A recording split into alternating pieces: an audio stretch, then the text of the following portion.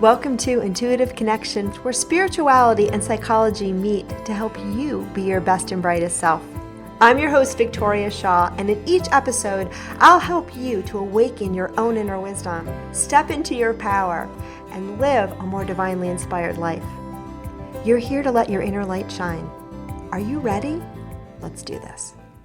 Hello and welcome to Intuitive Connection. I'm your host, intuitive counselor Victoria Shaw, and today we're going to talk about a topic that I have wanted to riff on for a really long time. I have been writing on it, journaling on it, chatting with the guides about it for a while, and I decided it's finally time to sit down and see if I can't record something on this topic.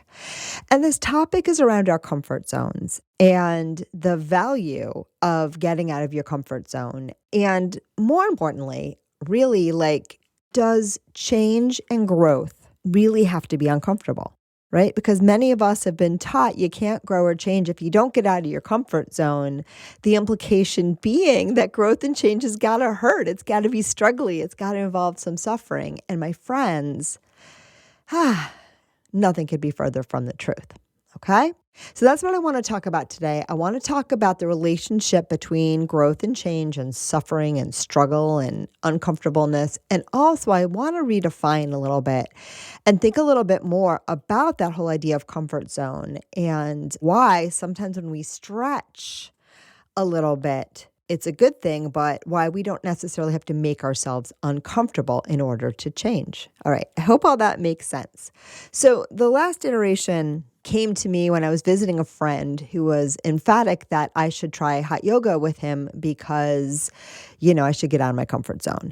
And yours truly does not like hot yoga. If you like hot yoga, I love that for you, but it is not something that my body enjoys at all. I prefer slower, more meditative forms of yoga. It's okay if the room is naturally if it's a hot day and I'm outside, then I love hot yoga. But if it's intentionally cranked up so that, I can get some extra sweat going through my vinyasa, though I understand why that can be very pleasing for a lot of people, it does nothing for me. And it made me think again around that idea, right? That we sometimes have this idea, cold plunges are another one. And again, if you are a cold plunger, more power to you. I know there's a lot of good research for that. But oftentimes I think in society, we have learned to equate being uncomfortable, right? And maybe even suffering a little bit with a prerequisite for growth and change. And almost we have been conditioned to believe that, if I suffer enough, I'm going to earn brownie points in the form of growth and change and personal and spiritual development. And I want you to know there are no brownie points to be earned ever through unhappiness, right? And all your soul ever wants you to experience is well-being. And when we change from a space of well-being, which is possible too, oh my goodness, my friends, that is one of the most magical things that we can experience. But we do live in a world up until now where for a lot of us, growth and change can be a little bit uncomfortable or a little bit challenging. So I want to talk about some of the ways that it can be challenging, why we don't have to believe that it has to be challenging, and also why we don't have to necessarily invite the challenge in to prove, that we're worthy of change. Right? Because it's not the challenge itself that actually gets the job done. It's just that sometimes as we're getting the job done because of just the way human beings, are naturally up until now, there can sometimes be a little bit of discomfort involved. Okay? But there doesn't have to be. So I want to talk a little bit first and foremost about comfort zones and the idea in general. What is that? What does that mean? Because I think for a lot of people, we equate comfort zone with a zone that's not really that comfortable. And comfort zone becomes what you're habitually used to. And for many of us, what's habitual, what's normal, what we're accustomed to, sorry to say, is not always that comfortable at all. And for many humans on the planet, probably not all of you, but for many humans on the planet, they live in a sort of constant state of discomfort, right? But they're used to it. So it feels comfortable to them. And eventually, what usually happens is the level of distress and discomfort gets so big and so strong that it just, knocks you out of your quote unquote comfort zone. It knocks you out of those habitual patterns. It gets so uncomfortable that finally, rather than habituating to a steady stream of discomfort, right, it's gotten so uncomfortable that we have to take a step back and say, okay, now something has to change. And oftentimes the guides say that change is actually driven by external factors, or what seems to be external factors, right? Because you are a powerful manifester.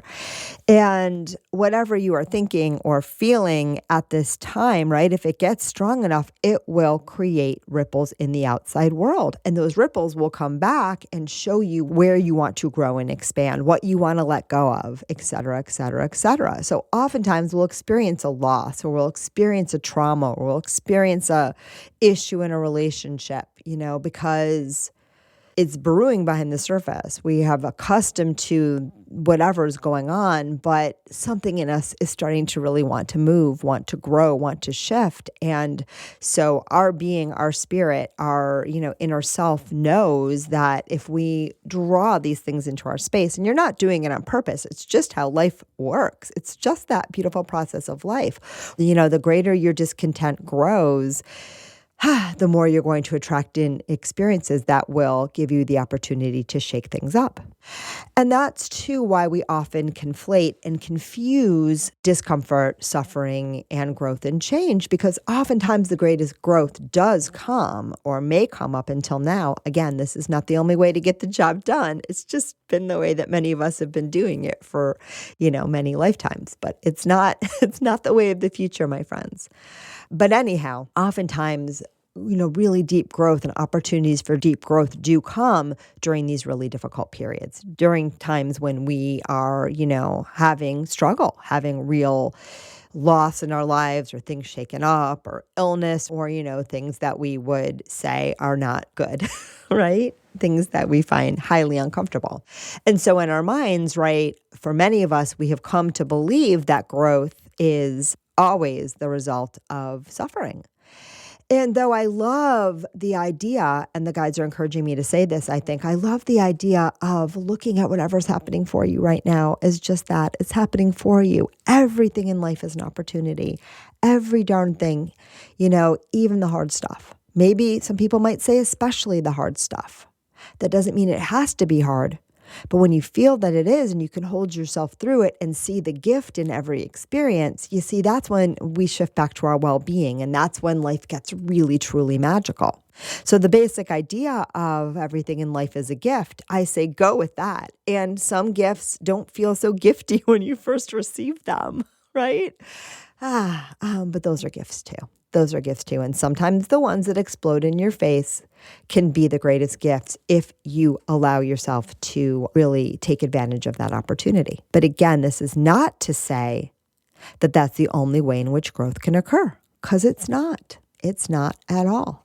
Now, the other reason I think, and I think this is a big one too, is that we often confuse discomfort with growth and change, and why growth and change can sometimes be uncomfortable.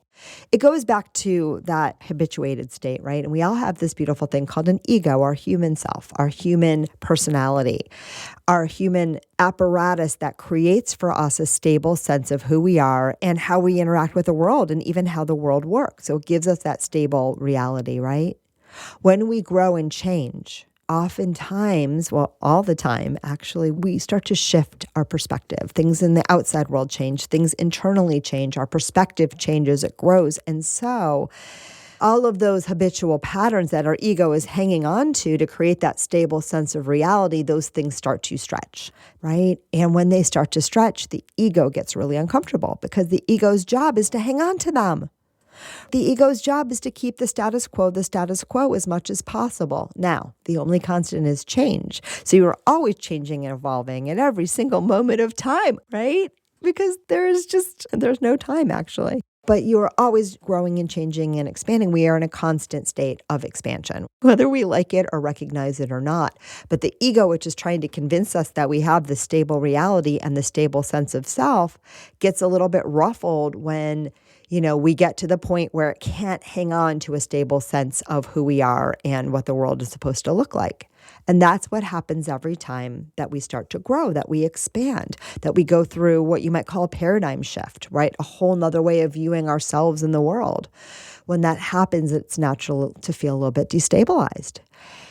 And the more that we live according to ego versus soul, spirit, higher self, higher alignment, inner being, whatever words you want to use, the more that we are in that ego space, the more uncomfortable we will be with change. It's just how it is, because the ego doesn't like that. The ego's job is to maintain. I know I've said it before, but I feel like it bears saying just a few more times. The whole job of the ego is to create this false, stable sense of reality and self. And so when that gets stretched, it's uncomfortable. And all the places where you exist in ego are going to get stirred up. They're going to get stirred up.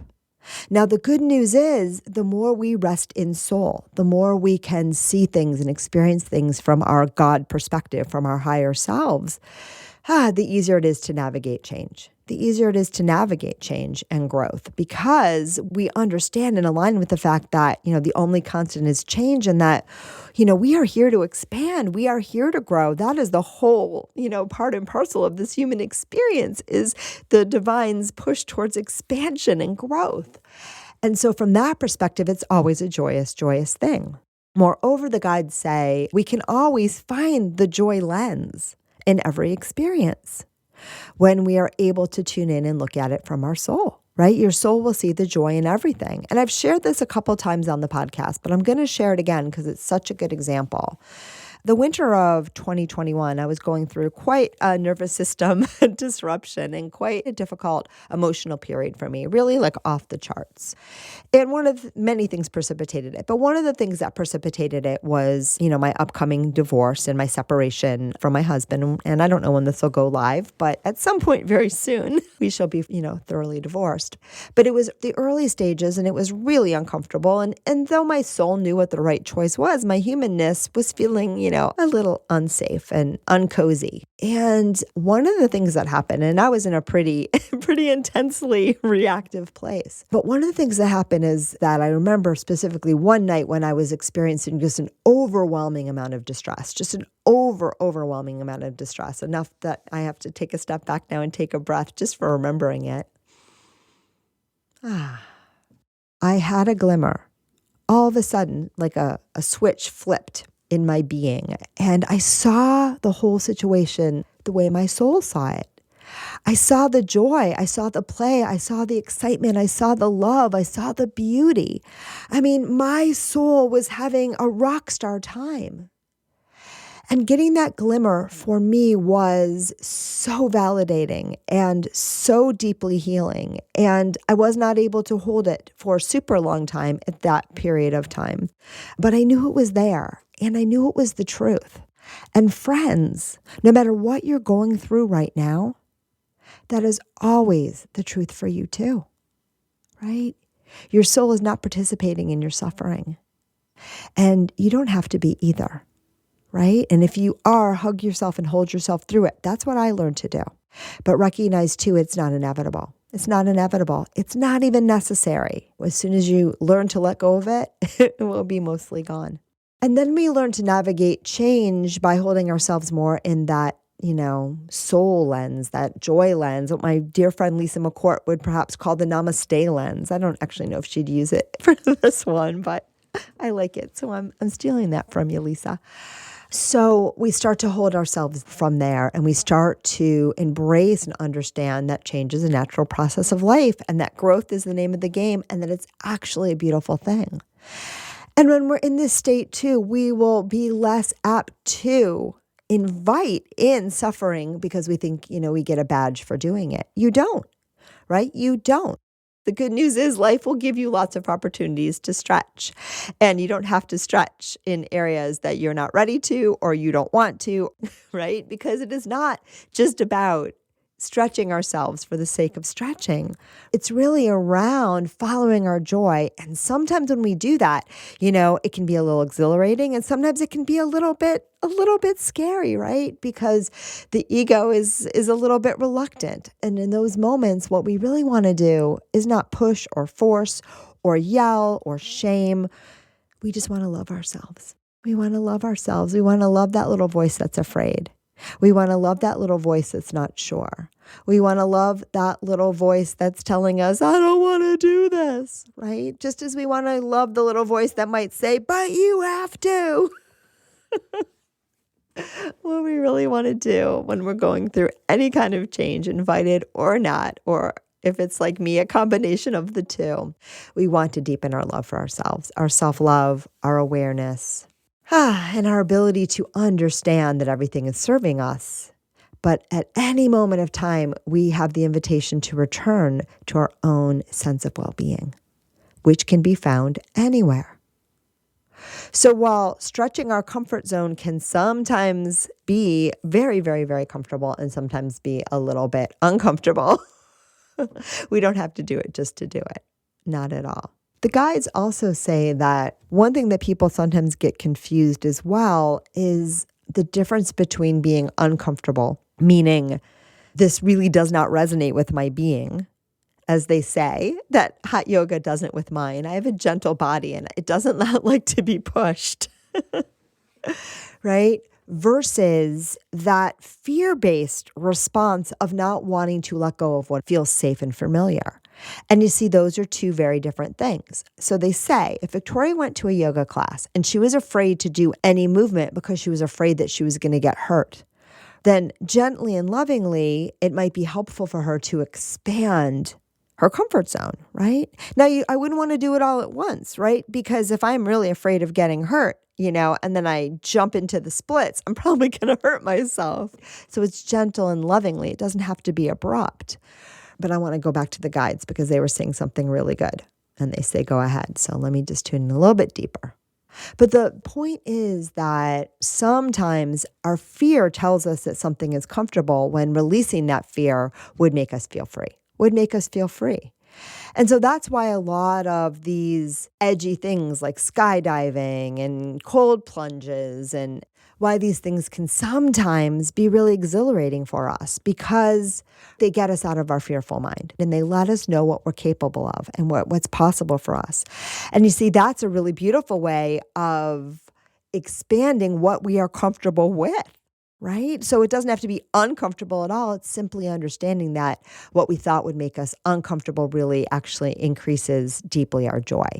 And so that is a beautiful, beautiful way to play with comfort zones. And I'm so glad I got that from the guides because I've been writing different blogs on this for at least 3 years. And that's the first time I saw that beautiful bit of wisdom. And it really makes sense. There are times when we do push ourselves forward through the fear a little bit, or even a lot of it, because we know the gain is so great. And when we do it, the guides say we do it because there's an inner feeling of joy. There's an inner feeling of expansion. It's like my friend when he goes to hot yoga. It's exhilarating for him. It's exciting for him to see what his body is able to do. And so for him, it's a beautiful, beautiful gift of getting out of that comfort zone. Whereas for me, there are other places where I'd like to expand.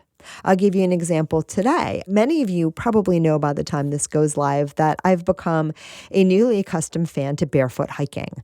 And I learned this from another person I met recently who's a barefoot hiker and went for a hike with them and they were barefoot. And I just knew by the end of that hike that this was something that I too needed to do. And it's now become pretty much a daily occurrence for me where I hit the trails without shoes on.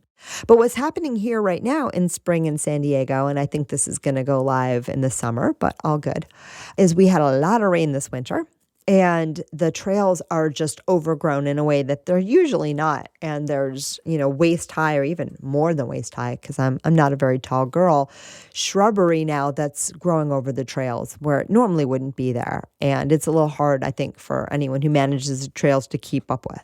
And so what that means is there were a couple places on the trail today where I couldn't quite see my feet.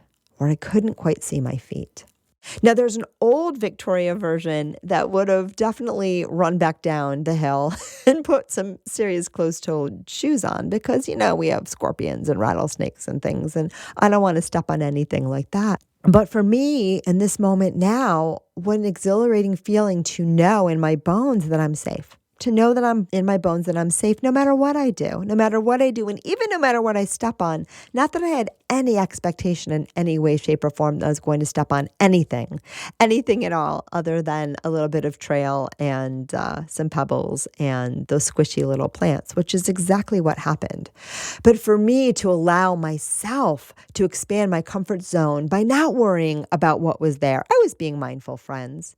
I was being careful, but I was also deepening my trust in life and deepening my trust in myself to know, to intuit, to feel, to trust that everything is always okay. And that the more I align with my own inner being and the beautiful wellness and safety and security, and even those words bring the vibe down a little bit because those are very mind ego words, but just my trust in myself and my faith in life and in my own ability to vibe with my highest and truest potential, I was able to walk through those little places where I couldn't see the ground with ease, joy, and grace, and a great exhilaration. So for me, that was a beautiful moment of expanding my comfort zone even more, based in joy and based in my desire to deepen my level of fearlessness, to release more fear, to deepen my trust in life.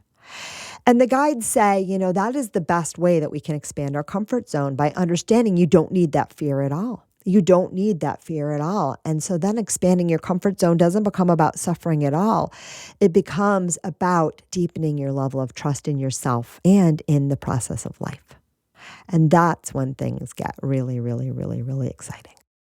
All right. So I think that that's all that wants to come through for you today. Thank you all, as always, for listening, for tuning in, and allowing me to listen to the guides and share from the guides and get to explore all these amazing topics. It is a joy for me, and I hope it is a joy for you too. If you like the podcast, please, please, please write us a 5-star recommendation on your podcast platform of choice. It really, really helps get more eyeballs on the show. You can follow us, you can share with your friends, but it really makes a big difference, and we love that. You can also join us over on the Intuitive Connection Community Facebook group, where we have a little bit more interaction, and you get sometimes the behind the scenes view of the podcast and so much more. I give free readings over there as well. I offer private sessions to people all over the world, and just launched the Intuitive Connection Premier Community, which is a membership group, paid membership group, where we meet twice a month and explore in more detail and with more interaction the kinds of topics that we cover on the show. And I also offer opportunities for group intuitive readings. So that's all the fun stuff we have going on. But whatever you do, keep listening, keep enjoying. I love you all, and namaste. Thank you so much for joining us today. I hope that you found joy, strength, inspiration, and clarity from today's episode. If you'd like to learn more and connect with an amazing group of like-minded souls, please join us over on Facebook in the Intuitive Connection Community Facebook group, where we explore these topics in deeper detail, have additional live teachings, and host Facebook Lives with our amazing guests. I hope to see you there. And of course, if you want to learn more about me or the work that I do, please check out my webpage, victoriashawintuitive.com. Thank you so much again, and namaste.